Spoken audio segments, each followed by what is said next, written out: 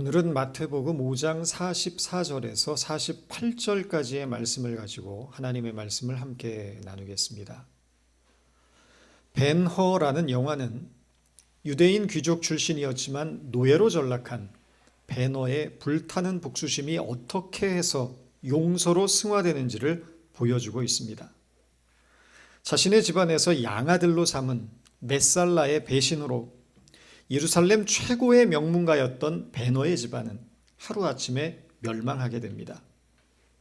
베너는 노예로 팔리게 되고 가족들은 뿔뿔이 흩어지게 됩니다. 설상가상으로 어머니와 여동생은 감옥에 갇힌 채로 천형이라 불리는 문둥병에 걸려서 저주의 골짜기를 헤매는 처지가 됩니다. 베너는 한때 형제와 같이 우정을 나누었지만 이제는 자신을 노예로 전락시키고 집안을 파멸시킨 메살라에게 복수하겠다는 일념 하나로 모진 삶을 이어나가게 됩니다. 그러던 어느 날 죽어가는 자신에게 물 한 잔을 떠다 주던 한 청년을 만나게 되고 그 사건은 베너의 운명을 바꾸는 전환점이 됩니다. 베너는 골고다 언덕에서 십자가에 못 박힌 이가 바로 자신에게 물을 주었던 그 유대 청년임을 깨닫고 강도와 함께 십자가에 피 흘리며 죽어가던 예수의 곁을 지키게 됩니다.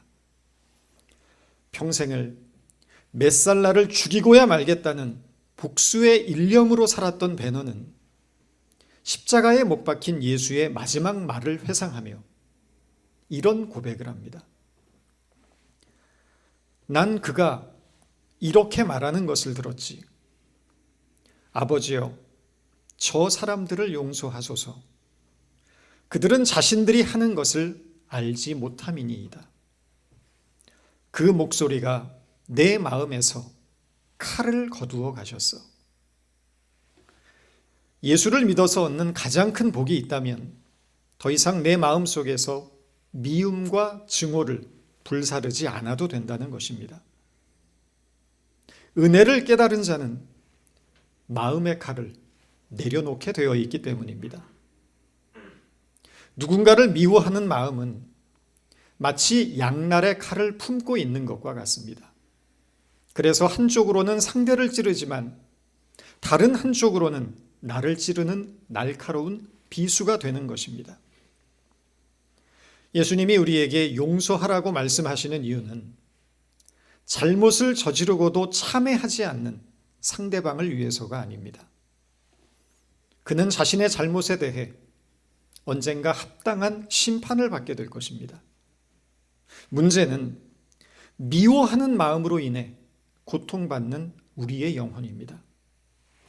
그 마음의 상처들이 영혼을 짓눌러서 삶의 기쁨을 잃어버리고 어두운 그림자 속에 갇혀 살아가는 당신의 자녀들을 위해 주님은 용서하는 마음을 가져야 한다고 말씀하고 있는 것입니다.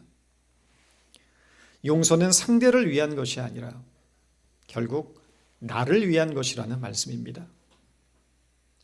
우리의 마음을 짓누르고 있는 미움과 증오의 감정들이 있다면 그것은 결국 우리 자신의 내면을 상하게 할 것입니다.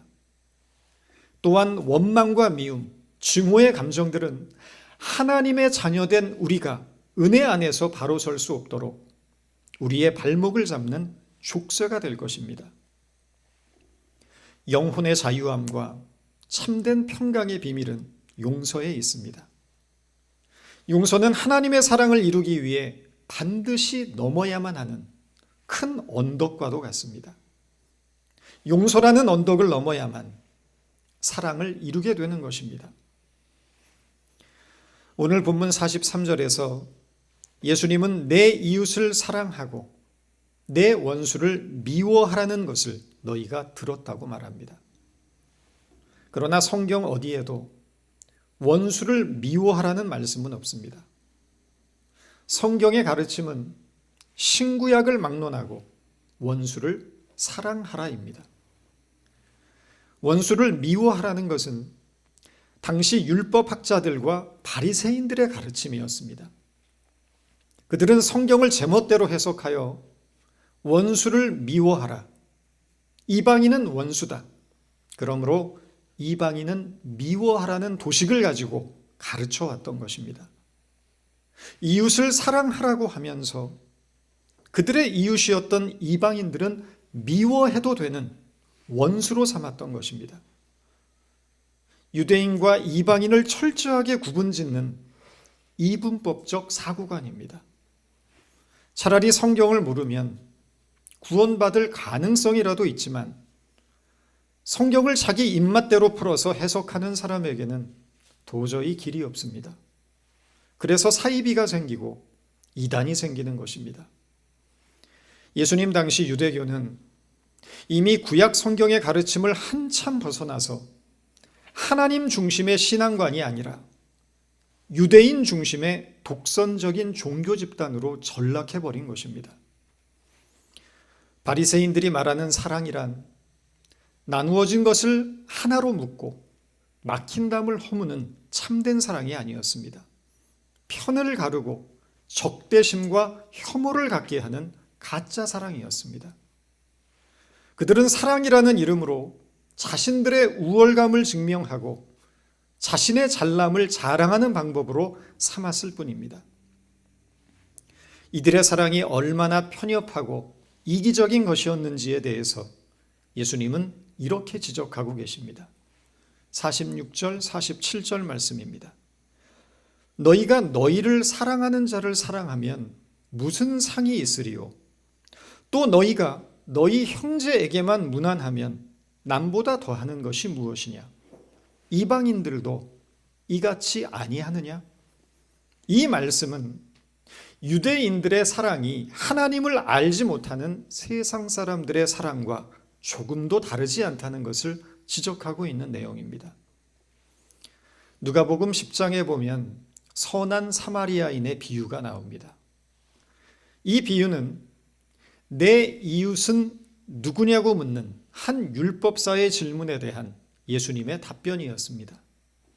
외딴 광야에서 강도 만난 사람의 곁으로 제사장과 레위인 그리고 사마리아인이 지나갑니다. 이 중 유일하게 강도 만난 사람을 도운 것은 사마리아인이었습니다. 그런데 이 세 사람 중 누가 강도 만난 자의 이웃이겠느냐고 묻는 예수님의 질문에 대해서 율법사의 답변이 무엇이었습니까? 자비를 베푼 자니이다 라는 것이었습니다. 단순히 사마리아인이라고 대답하면 됩니다. 그러나 율법사는 결코 사마리아인이라는 정답을 말하지 않습니다. 왜 그렇습니까? 사마리아인들에 대한 차별과 혐오, 적대감 때문이었습니다.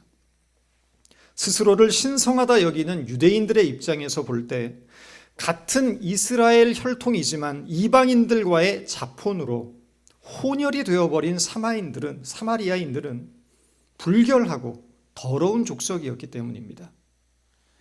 그런 불경스러운 사마리아인이 유대 족속인 제사장과 레위인이 하지 못한 선한 일을 했다는 것을 도저히 인정할 수 없는 것입니다. 그래서 율법사는 국리 끝에 자비를 베푼 자라는 우회적인 대답을 내놓은 것입니다. 기지촌에서 미군들을 상대로 접대부를 하던 여성들의 사회 복귀와 재활을 돕는 기관에서 일하던 한 후배가 어느 날 이런 하소연을 한 적이 있습니다. 이 기관에서 여성들에게 제빵 기술을 가르치면서 빵을 만들어 팔았습니다.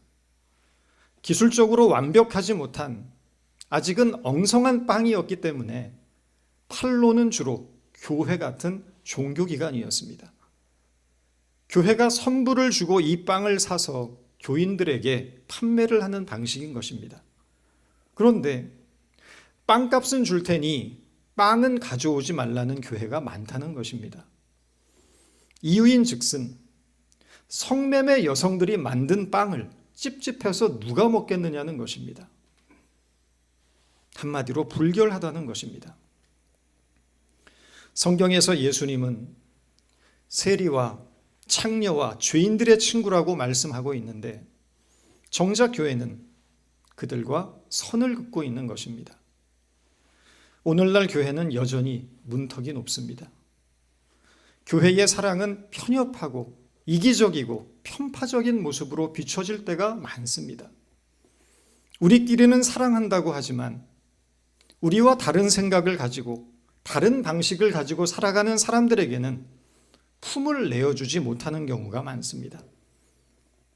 세상 사람들이 바라보는 교회의 모습은 말로는 사랑을 외치고 있지만 집단적 이기심으로 가득한 종교단체로 보일 수 있다는 것입니다. 왜 그렇겠습니까? 하나님의 사랑은 제한이 없지만 우리는 그 사랑을 제한적으로 해석하고 제한적으로 실천하고 있기 때문입니다.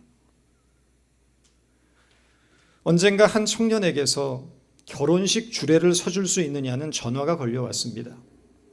제가 모르는 청년입니다. 교회는 다니지 않지만 결혼식 주례만큼은 목사님에게 받고 싶어서 삼촌이 다니는 교회 목사님께 부탁을 했더니 세례 받지 않은 사람에게는 주례를 서지 않는 것이 그 교단의 헌법이라는 것입니다. 다행히 우리 교회는 특정 교단에 소속이 되어 있지 않고 결혼이라는 한 인간의 일생에 있어 가장 소중한 순간에 주례를 서는 것이 참 의미 있는 일이라고 생각해서 제가 주례를 서주었습니다. 저에게는 그들이 교회를 다니는지 세례를 받았는지 그것은 중요한 문제가 아니었습니다. 중요한 것은 지금 그들에게 도움이 필요하다는 사실이었습니다. 그들은 도움이 필요했고 도움의 손길을 먼저 요청했습니다. 그리고 그것은 그들에게 있어 절박했습니다. 도움이 필요한 사람이 내민 손을 잡아주는 것, 그것이 사랑입니다. 우리가 종종 잊고 있는 것은 하나님이 세상을 사랑하사 독생자를 주셨다는 사실입니다. 하나님이 유대인을 사랑하사 독생자를 주신 것이 아닙니다. 하나님이 자신을 믿고 따르는 기독교인들을 사랑하사 독생자를 주신 것이 아닙니다. 하나님의 사랑의 대상은 세상이었습니다. 하나님을 떠나 살아가는 이 세상 사람들을 사랑하셔서 자신의 독생자를 내어주셨다는 것입니다. 유대인들이 받아들일 수 없는 것이 바로 이 대목이었습니다. 하나님은 유대인들만을 사랑하고 유대인들만을 위해 존재하고 유대인들만을 구원해야 한다는 종교적 강박이 그들을 지배하고 있었던 것입니다. 이 종교적 틀은 예수님이 십자가에 달려 죽으심으로 모든 민족과 열방 가운데 구원을 선언하신 지가 2000년이 지나갔지만 오늘까지도 깨어지지 않고 있습니다. 여전히 유대인들은 하나님의 사랑을 자신들의 편협한 종교적인 틀 속에 가두어 놓고 있는 것입니다. 유대인들의 하나님은 매우 작습니다. 그러나 우리가 믿는 하나님은 아주 크고 넓으신 분입니다. 사랑의 넓이가 넓어져야 합니다. 이념이나 종교나 피부색이나 인종을 넘어서 하나님의 사랑은 오늘도 모든 피조물을 향하고 있기 때문입니다. 하나님이 그 해를 악인과 선인에게 비추시며 비를 의로운 자와 불의한 자에게까지 내어주신다는 오늘 본문의 45절 말씀처럼 하나님의 사랑에는 어떤 자격과 조건도 필요 없다는 것을 우리는 이해할 수 있어야 합니다. 바울은 고린도전서 13장에서 사랑은 신앙의 본질임을 강조하고 있습니다. 모든 것이 사랑에서 나오고 사랑이 아닌 것은 가짜라고 말합니다.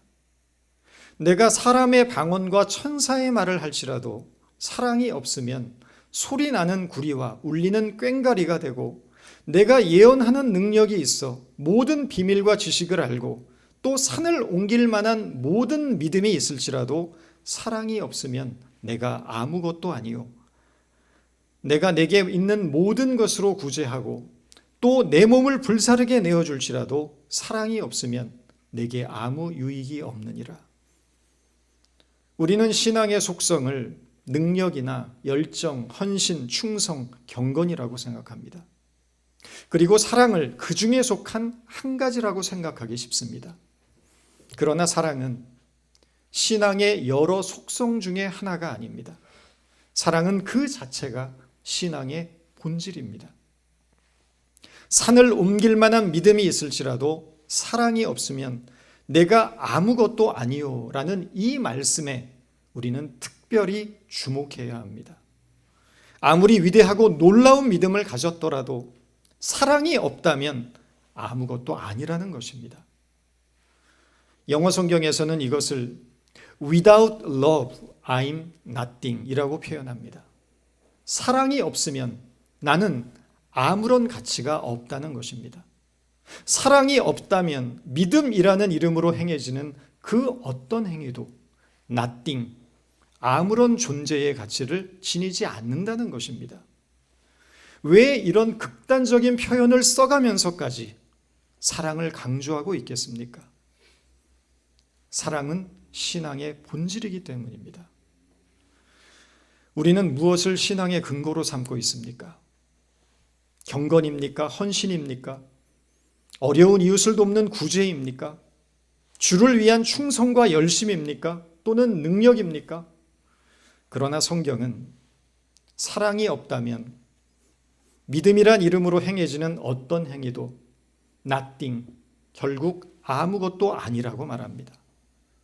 사랑은 어떤 개념이나 원리가 아니고 신앙의 본질이기 때문입니다. 사랑에서부터 모든 것이 나오기 때문입니다. 아무리 성경을 많이 알고 기도를 많이 하고 구제를 하고 목사, 전도사, 장로, 권사의 타이틀을 가지고 있다고 해도 교회를 수십 년간 다녔고 많은 봉사를 했다고 해도 헌신한다고 해도 사랑이 없다면 그는 신앙인이 아닙니다. 결국 신앙의 본질은 사랑이기 때문입니다. 요한 사도는 요한일서 4장 16절에서 하나님은 사랑이시라 라고 선언합니다. 헬라어로 번역하면 데오스, 하나님은 아가페 에스틴, 사랑이시라. 고린도전서 13장에서 바울은 사랑이 없으면 아무것도 아니요 라고 했습니다. 헬라어로 번역하면 아가페 데메에코, 사랑이 없으면 오우덴 에미, 아무것도 아니요. 그리고 오늘 본문에서 예수님은 원수를 사랑하라고 하셨습니다. 헬라어로 번역하면 에크드로스, 원수를 아가파오, 사랑하라. 모든 사랑이란 단어는 아가페가 사용되고 있습니다. 헬라어에서는 의미에 따라서 사랑을 네 가지의 단어로 구별해서 사용합니다. 에로스는 남녀 간의 사랑, 필리아는 친구 간의 사랑, 스트로게는 가족 간의 사랑입니다. 이 세 가지 사랑의 공통점은 조건적이라는 데 있습니다. 조건이 변하면 사랑도 변질되는 것입니다. 남녀 간의 애정이 식으면 에로스는 사라집니다.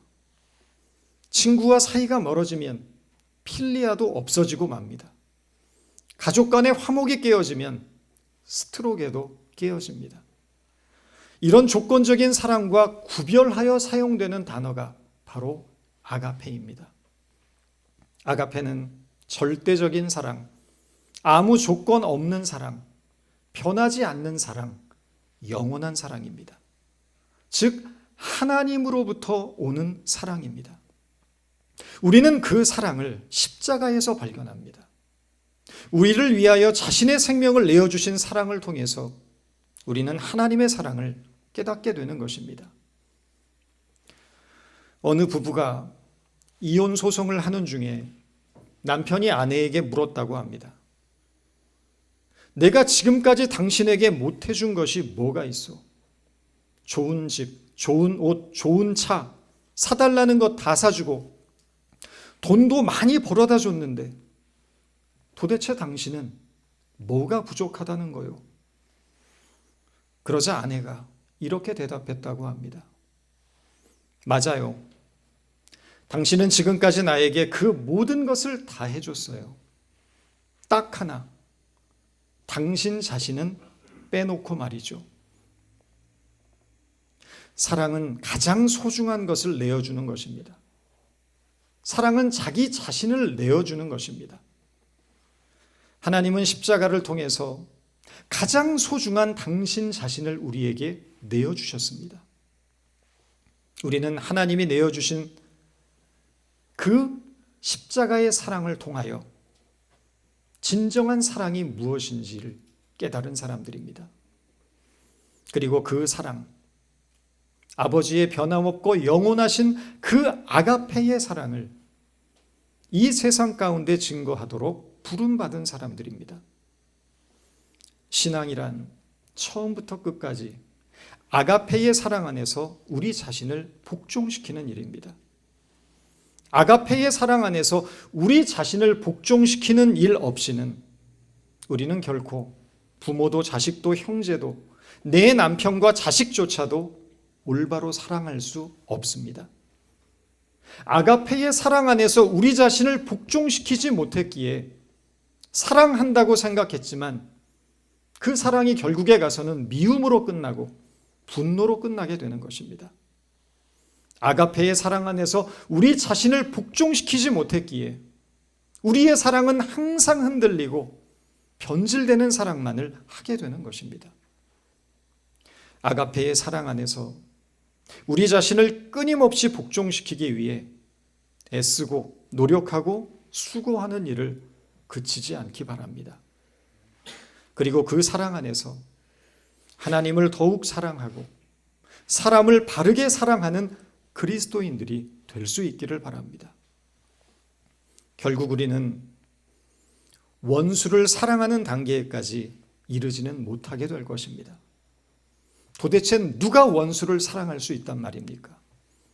그러나 원수까지도 사랑하라 하시는데 원수는 사랑하지 못할 망정 고작 나를 미워하는 사람, 나에게 상처 준 사람, 내 자존심을 건드린 사람, 나를 불편하게 하는 사람, 나에게 손해를 끼친 사람, 꼴보기 싫은 사람을 용서하고 품고 사랑하는 일 정도는 우리가 해야 하지 않겠습니까? 원수를 사랑하라는 그 말씀에 순종하지 못하는 우리 자신을 돌아보면서 우리 믿음의 연약함을 슬퍼하고 회개하고 통탄하면서 나같이 소망 없는 인간에게 베푸신 그 큰 하나님의 은혜를 찬양해야 하지 않겠습니까? 호랑이는 못 그려도 고양이는 그릴 수 있을 것입니다. 우리는 결코 완전케 될 수는 없습니다. 그러나 주님은 이러한 사랑을 위한 노력과 수고와 몸부림을 치는 우리를 기뻐하시고 하나님이 온전하심과 같이 우리에게도 온전케 되어지는 은혜를 허락하실 것을 믿습니다. 이 믿음의 원리를 바로 이해하시고 부족하지만 능력은 없지만 우리에게 주어진 하루하루 주님의 사랑을 이루기 위해 주님의 사랑을 닮아가기 위해 몸부림치는 저와 여러분 모두가 될 수 있기를 바랍니다. 기도하겠습니다. 하나님은 우리를 사랑하시고 우리에게 사랑을 명하셨습니다.